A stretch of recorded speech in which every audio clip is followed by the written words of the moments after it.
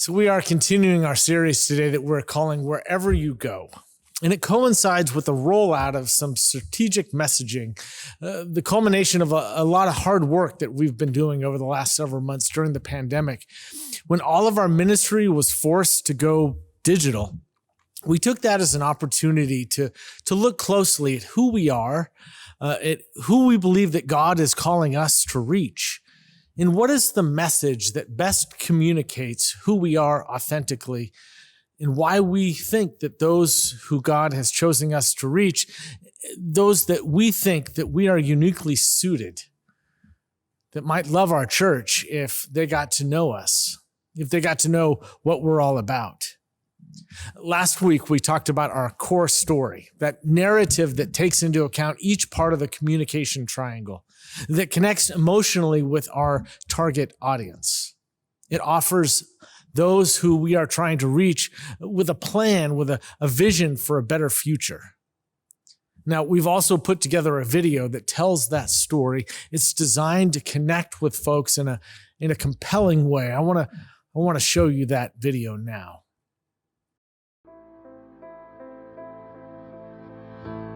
You are valuable. You are worthy of love. You are already a part of what God is doing in the world. Now, can you accept these words without a hint of hesitation? Maybe that statement feels like home, comfortable, familiar. But what if you can't accept these words? And you wonder, can they ever be true for you too? Maybe you think you used up your value years ago, left with little more than a memory of who you once were. Or maybe unacceptable is the only label that you've ever known. To feel worthy of love, to sense that we are a part of what God is doing in the world. And no accomplishment, no accolade, no promotion can heal that soul wound. We should know. Many of us watched our golden moments of greatness fade into the past. And others of us failed where we thought we should have succeeded, or merely felt like we were born failures. But here we found freedom, a brave space where it's okay to be vulnerable, friends who were curious enough to listen to our stories, and a community compassionate enough to walk with us through it all as we seek to follow Jesus together. And though it has its starts and stops, we've noticed that our lives move in the direction of more healing, more wholeness, more hope. And through it all, here's what we've discovered for ourselves, and here's what we want to say to you, that no matter who you are or what you've done, you are valuable. You are worthy of love, and you are already a part of what God is doing in the world.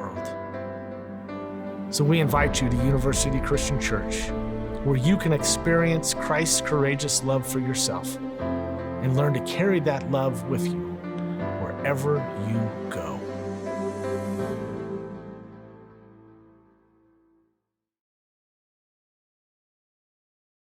Isn't that great? Now, you may notice that the title for this series is the last three words of that core story, Wherever You Go. So this morning, I want to introduce you to our new visual identity. It's more than a simple logo. It's a visual symbol that represents our vision of who we are and who God is calling us to be. In this series, we're connecting our strategic messaging to our mission statement. In a lot of ways, our message is our mission, and our mission is our message. Our mission as a congregation is to seek the sacred, commit to love, and empower to serve. Those are the three steps, the three stages of this series. So our text this morning is from Paul's letter to the church in Rome.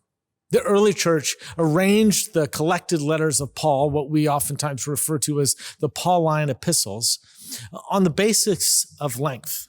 And so as the longest letter, Romans was placed first, though actually it was among the last, if not the last, of Paul's letters. In a real sense, Romans is indeed the premier Pauline letter. For the history of the church, it's had the most influence, and it contains the longest, most sustained argument of any of Paul's letters. And it comes closest to probably being a summary of Paul's faith. In the section of the letter that we'll be reading from today, Paul outlines what he believes to be the marks of the true Christian. And as you'll hear, Paul considers love to be the supreme gift of the Spirit. But for Paul, love is not just an emotion. It's not just a feeling. It's an action. It's expressed in the concrete caring and the deeds for the benefit of other people. So I invite you to listen now to this word from Paul's letter to the church in Rome.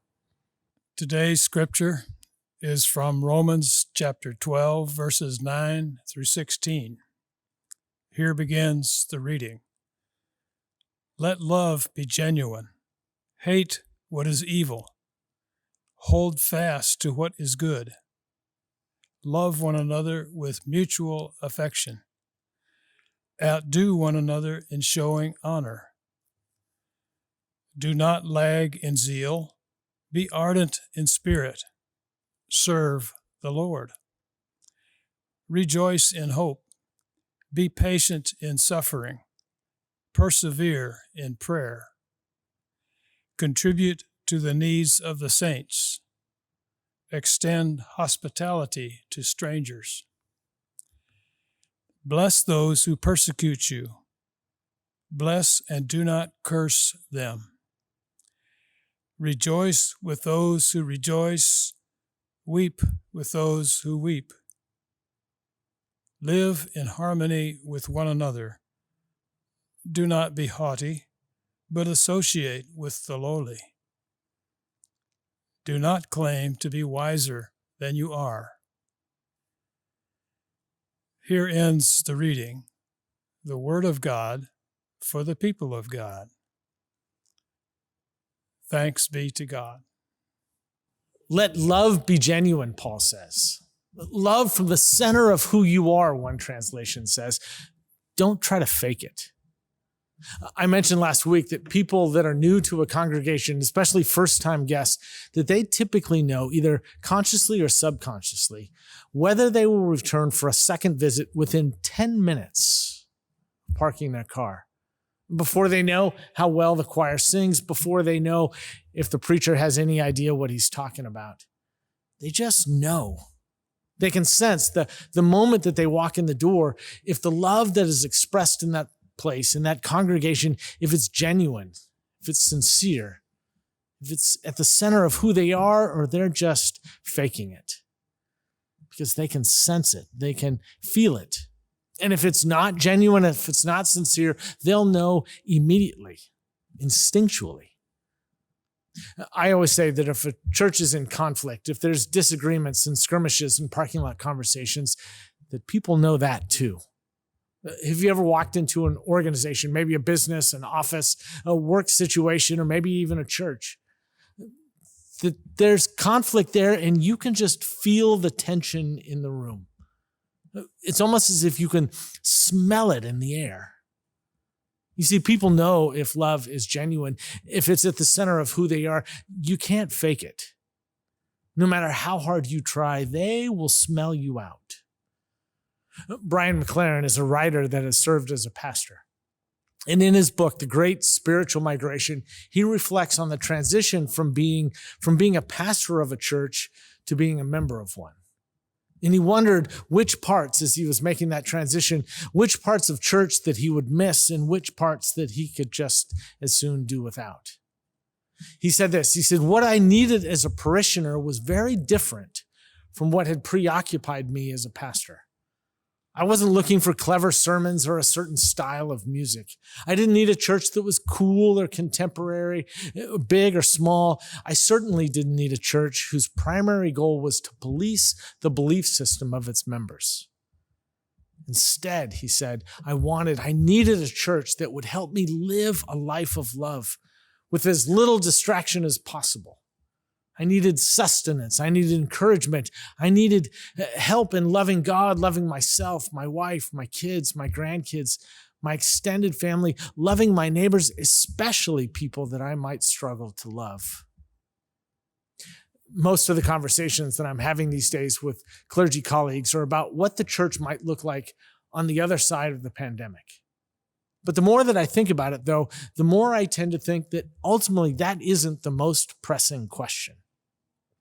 More pressing to me, it seems, to us, is how do we learn to live in deep, loving ways so that we look, so that we act, so that we talk, that we walk like Jesus?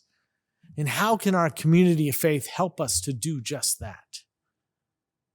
They'll know we are Christians by our love, we sang just a moment ago. And that might be the simplest, clearest vision of what it means to be church. You see, a church is to help us navigate through the complexities of life in a way that makes us more loving, more thankful, more generous, more forgiving, more outwardly focused. And if it doesn't do that, then what's the point? Isn't that what genuine love looks like? Isn't that what Paul says are the marks of a true Christian? My wife, Kelly, is in the marketing field. And those in that industry talk about the importance of leaning into your organization's brand identity. A good logo, marketing folks will tell you, is memorable. It differentiates you from everyone else. It makes a strong first impression, and it fosters a brand loyalty. What you want to do, they say, is to create a brand that connects with your audience, those that you're trying to reach. Because the world, let's acknowledge it, is a noisy place. And you need a cohesive brand. You need a logo that strategically cuts through all of the static in order to reach your target audience. It's the foundation for all strategy, for all communication, for all design. As I mentioned last week, we've been working with a creative agency that specializes in working with churches to help us develop our brand. Now, I'm aware that there are some in this congregation that may push back on that and say that the church shouldn't be worried about this sort of thing, that we're not a business and we shouldn't worry about a brand. I get that. I understand that concern. But I also understand that this is the world in which we live. These are the waters in which we swim. And if we're going to be able to cut through all of the noise and all the static of our world to make an impact, to reach the people that God calls us to reach with the good news of Christ's transforming love, then we need to have the tools to grab their attention, to connect with them where they are, to invite them into a conversation in a compelling way. You may have noticed that we have been slowly rolling out and sort of introducing our new logo, our brand on some of our materials and also around the campus here. And I want to tell you a little bit about what it all means, what it stands for, and how it represents us. Because a good logo says everything without saying a word. And so I want to interpret for you what this says about us. But first, I want you to notice what our new logo is not, what you don't see, what's different, what's not there. You may notice that the bell tower, there's no mention at all of our building. Because if we have learned anything in the last 15 months, is that the church is more than a building. That it's a people, it's a group of people collectively committed to moving in the direction of love, of grace, of goodness. You see, I think for far too long, this church has been relying on our reputation, relying on the beauty of our building. So our logo no longer represents our building, but rather our vision of who we believe that God is calling us to be. You see, at the center of the logo is the cross, and it's not just any cross, but the cross of St. Andrew, who is the patron saint of Scotland. This is the cross that is featured in the chalice logo of the Christian Church Disciples of Christ, our denomination. That's a nod to our Scottish Presbyterian roots of our founding fathers, Thomas and Alexander Campbell. And so this cross is in the center of our new logo. It's a nod to our disciples' roots, our role as a flagship church within our denomination. Because we have always been, we will always be a disciples' church, a people of the table. And that is our DNA. It's an important, crucial, central part to who we are. But you'll also notice that there are also 4 points on the outside that speak to us about moving outwardly, beyond our building, towards others, as a reminder to us that we are to be outwardly focused. There's also a stained glass window right here in the sanctuary that speaks of taking the gospel to the 4 corners of the earth. As the great poet T.S. Eliot once wrote, "We shall not cease from our exploration." And in many ways, it's that spirit of invitation, that spirit of journey that goes to the heart of Jesus' message. And it was Scott Colglazier, one of my predecessors here at UCC, that said essentially that there are 2 types of churches in the world today. There are answer churches and there are journey churches, and that we are unequivocally and unapologetically a journey church. That we recognize, in the words of Scott, that faith is not so much about collecting answers as it is discovering the essence of spiritual courage. And it is courage that we need for the journey.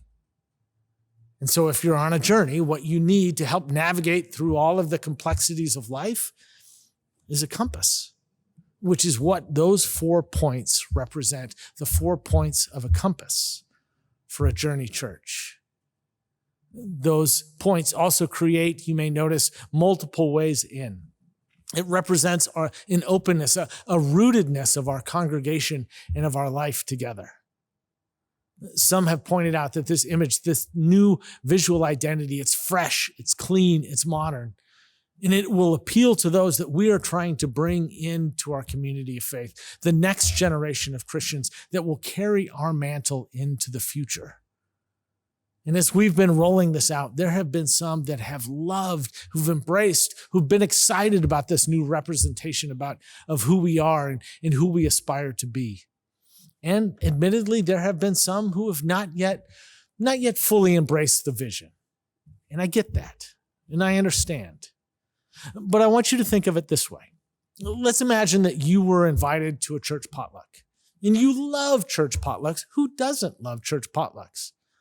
So you prepare and you make a Jell-O mold salad because you are of the generation that knows that every church potluck needs a Jell-O mold salad. And so you come and you gather at the church and you sat down on the table there, your Jell-O mold salad. And as you were doing so, you notice that just next to your Jell-O mold salad is a plate of roasted Brussels sprouts. You may not like Brussels sprouts. In fact, you may hate Brussels sprouts. But let me ask you, what do you do in that moment? Are you so repulsed that someone else had the audacity to bring Brussels sprouts to the church potluck that you pick up your Jell-O mold salad and you storm out the door? Or do you say, that's okay. I may not like Brussels sprouts, but I suppose there are some that do. And that plate of Brussels sprouts, that's for them. In fact, I'm going to have less so they can have more. Have you noticed that every time you buy something now, they always want you to fill out a survey? Take this survey and we'll give you 10% off your next time you come back. After every purchase, fill out this survey. We are constantly fixed on trying to please everyone. But here's the thing. We have the sense that everything that feels good to us, we think will feel comfortable to everybody else. What we prefer, we just assume that everyone else will prefer. But that might not be the case. I know of a disciples' church, a very small congregation that has some young families who like to do things differently, and that's caused some conflict, in particular around their preference in music. And so they got everybody together, about 30 people, and they asked, now, how many of you like the old hymns that the church sings? And about 15 hands went up. And they said, okay, well, how many of you like the new, lively praise songs? And again, about 15 hands went up. And then they thought for a moment, and they said, now, how many of you love the other people who didn't raise their hand when you did, enough so that they can have what they love, so that we can all be here together and worship as the whole people of God? A couple of weeks ago, I told you about Mike Reinhardt, the Lutheran bishop here in Texas, and his theory about mainline churches and how they have ceased to be relevant to the culture because insiders trump outsiders every time. You see, this logo, this visual identity, this entire strategic messaging campaign is specifically designed to appeal to those that we believe that God is calling us to reach, that we think would love us if they just got to know us, if they could just see how genuine our love is. You see, it's not about us. It's about them. It's about what they want, about what they need, what they are longing for, what they are searching for. And so our job, our call to action, our one responsibility is to take the courageous love of Jesus Christ into the world and to live that love out genuinely, authentically, sincerely, from the center of who we are, so that when others see how we live, they can be compelled and they can discover that love for themselves and learn to carry that love with them wherever they go. Amen.